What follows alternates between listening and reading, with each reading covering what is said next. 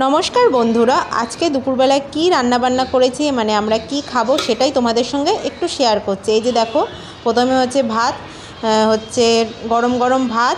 তো এক হাঁড়ি ভাত নয়, একদম ভাতটা কম, কারণ আমরা ভাতটা একটু কম করেই খাই। তো যাই হোক, আর এই যে দেখো মাছের ডিমের বড়া, তো এটা খুব সুন্দর হয়েছিল, কারণ বানাতে বানাতে দু চারটে খাওয়াও হয়ে গেছে। আর হচ্ছে এটা হচ্ছে লাল নোটে শাক, তার মধ্যে কুমড়ো, বেগুন, আলু আর হচ্ছে মাছের ডিম দিয়ে রান্না করেছে, এটাও খুব সুন্দর হয়েছিল। আর হচ্ছে মাছের মাথা দিয়ে ঘন মুগের ডাল, এটাও খুব সুন্দর হয়েছিল। একদম ঘন করে রান্না করেছি, একদম পাতলা নয়, একদম ঘন। তোমাদের দেখাচ্ছি কেমন ঘন, একদম বসা বসা। এই যে দেখতে পাচ্ছ, একদম ঘন মাছের মাথা দিয়ে মুগের ডাল। আর মাছের মাথাটা বেশ বড় ছিল।